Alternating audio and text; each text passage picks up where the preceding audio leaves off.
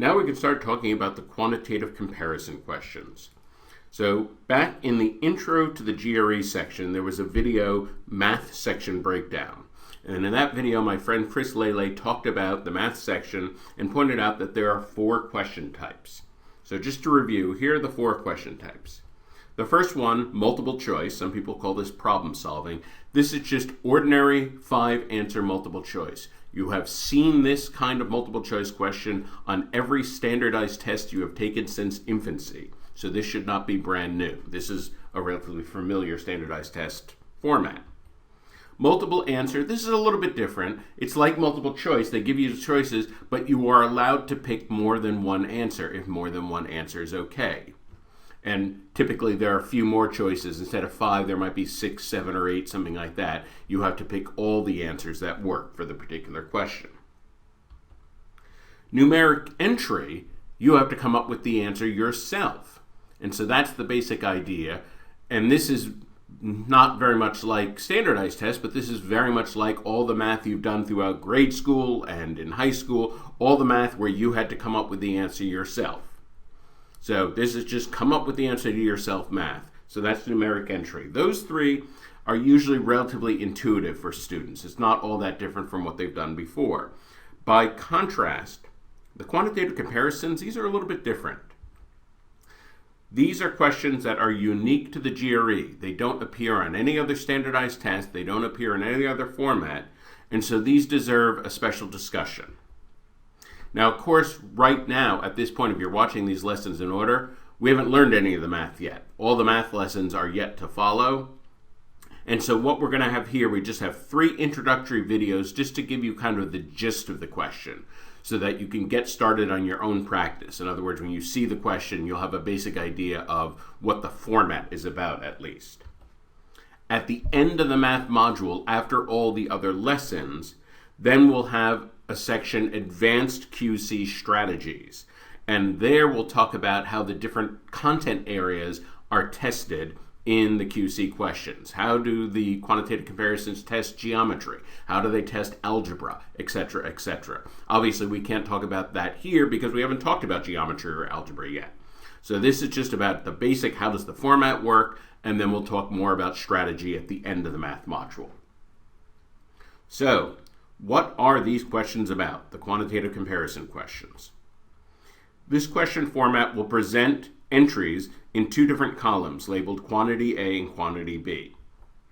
In each column, there'll either be a number or something that could take a numerical value. It might be a variable or some word problem formulation. It might be X. It might be the area of the triangle. It might be the number of employees. Obviously, if it's a word problem thing, we'd have to have a little context for that as part of the question. Our job is to compare these 2 quantities, trying to figure out which one is bigger. That's the big idea of quantitative comparisons. It is a comparison of 2 quantities.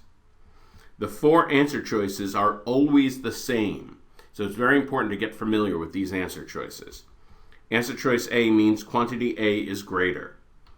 Answer choice B means quantity B is greater.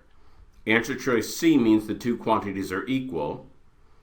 Answer choice D means the relationship cannot be determined from the information given. So the first thing I'll say about these answer choices is you should commit them to memory as soon as possible. Many people actually find them intuitive. In other words, you pick A when A is greater, you pick B when B is greater. When you see that they're equal, you pick C, and when you don't know, you pick D. Many people just can remember them, but it's very important to get familiar with these because, again, these are the answer choices on every single quantitative comparison question. And I want to clarify that A means that quantity A is always greater in every way in all cases. Similarly, B means that quantity B is always greater, couldn't possibly be anything other than greater than quantity A. C means that at all times and all ways, for all possible values of a relevant variable, the 2 quantities are always equal. In other words, A, B, and C implicitly have the word always in them. By contrast, choice D means that things don't always stay one way. In other words, different values of the variable or different number choices within the specified range allow for different choices that produce different results. For example, one choice of numbers might make quantity B bigger, and another choice might make the two columns equal. If it is possible to make different choices that produce different relationships, then the answer is D. D means essentially some relationships, maybe greater than shows up sometimes, less than shows up sometimes, equal shows up sometimes. If there's any sometimes attached to any of these, then it's answer choice D. So I'm going to give you a few elementary practice questions now. And again, these questions in this video are much, much easier than anything you would actually see on the GRE. I'm keeping the math relatively simple because I'm more important in just stressing how the question type works rather than going into detail about mathematical ideas. So here we have a comparison. We have to compare 8 to the fraction 53 over 7.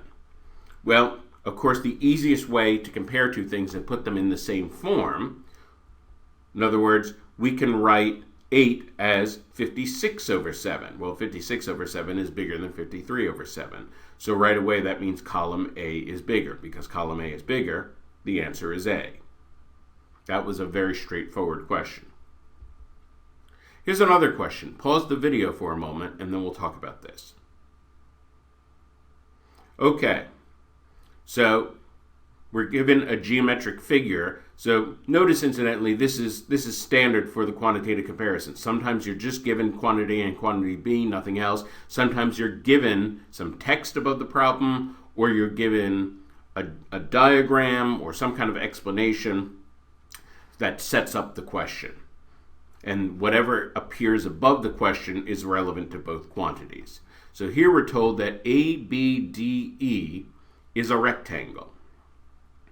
And we want to compare the area of the triangle, ACE, to half the area of the rectangle. Well, let's think about this. I'm going to be reminding you of some geometry formulas. If this is unfamiliar, don't worry. We'll have a whole module on geometry coming up later. You don't need to have this memorized inside out right now. Just kind of a reminder. The area of a triangle, you may remember, is 1/2 base times height. Again, if this is unfamiliar to you, do not worry. You'll see it in the geometry module coming up. The area of the triangle, the area of the rectangle would just be base times height. And so half of that would be 1/2 base times height. Well, notice both of those are equal. Another way to see this kind of visually, incidentally, is if we imagine splitting it in half, well, that area is equal to that area. And that area is equal to that area. And so it looks like the triangle is exactly half the area of the rectangle. You might do it visually or you might do it with formulas. Either way is fine, but either way it turns out that the answer is C. Here's another practice question. Pause the video and then we'll talk about this. Okay, in this one, I threw you a real curveball. And this is actually typical, even though this question is a little easier than something that would appear on the GRE. The curveball that I threw you is very typical of the kind of curveball that the GRE will throw. So, n is not an odd integer. And we know that n is between 6 and 10. And we want to know, how does n compare to 8? Well, you see, the mistake people make is they think in terms of numbers that they can count on their fingers. They think in terms of integers, 1, 2, 3, 4, 5, 6, 7, 8. And they think, well, what are the numbers between 6 and 10? Well, 7, 8, and 9. And it's not an odd integer. It's not 7, it's not 9, so it has to be 8. People forget that numbers is a much bigger category than numbers you can count on your fingers.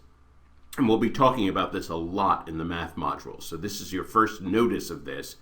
Don't get stuck in the trap of thinking only in terms of numbers you can count on your fingers, what we technically know as the positive integers, because there are many, many other kinds of numbers.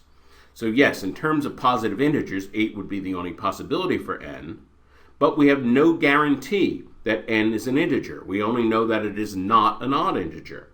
So it could be something like 6.5 or 9.1, or our old friend 53 over 7, the fraction that appeared a couple problems ago. So All of these are possible. All of those are numbers. They're genuine, bona fide numbers on the number line. They are not odd integers. And so if n is not an odd integer, it could be any of those numbers. And some of them are bigger than 8, some of them are smaller than 8. So we have no way to determine whether n is bigger or smaller than 8. So because we have no way to determine, the answer is D. And again, remember that trick. It's one of the traps that is woven throughout the GRE quant section. People, when they hear the word number or when they see a variable, they think only in terms of numbers they can count on their fingers. They forget about decimals, they forget about fractions, they forget about negatives. It's very important to keep all the categories of numbers in mind. So pause the video for this one, and then we'll talk about it. Okay, so this is a question about probability. If probability is something that you haven't thought about in a while, or if it's entirely new to you, don't worry. We have an entire module on probability coming up later in the math module. So if the math here is something that you haven't seen before, do not worry. You will see it in depth later on. But the probability of rolling a 6 twice, well, if it's a 6-sided die, the probability of rolling a 6 once is 1/6. The probability of getting any particular side of the die is 1/6. And then for it to happen twice, to roll 6 and roll 6 again, the word and means multiply in probability. So the probability of 2 6s is 1/6 times 1/6. So 1/6 times 1/6, you may remember when you multiply fractions, you just multiply numerators, multiply denominators, and we get 1/36. 1/36 is a smaller fraction. It is smaller than 1/6. And so the answer here is definitely B. So some basic facts about the question, now that we talked a little about the format. On the GRE, the 4 answer choices are equally likely. So in other words, the folks who write the test are careful so that on average they produce about the same number of questions that have an answer choice of A or B or C or D. So don't get stuck thinking that one answer choice is more likely than the others, because the GRE is very careful to make sure that that doesn't happen.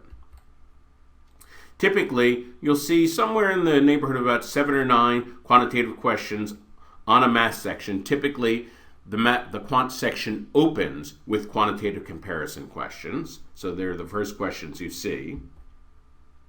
These tend to take less time than other math questions for reasons that we'll talk about a little bit later. Basically, you only have to do a comparison. You don't have to do a full calculation in many cases.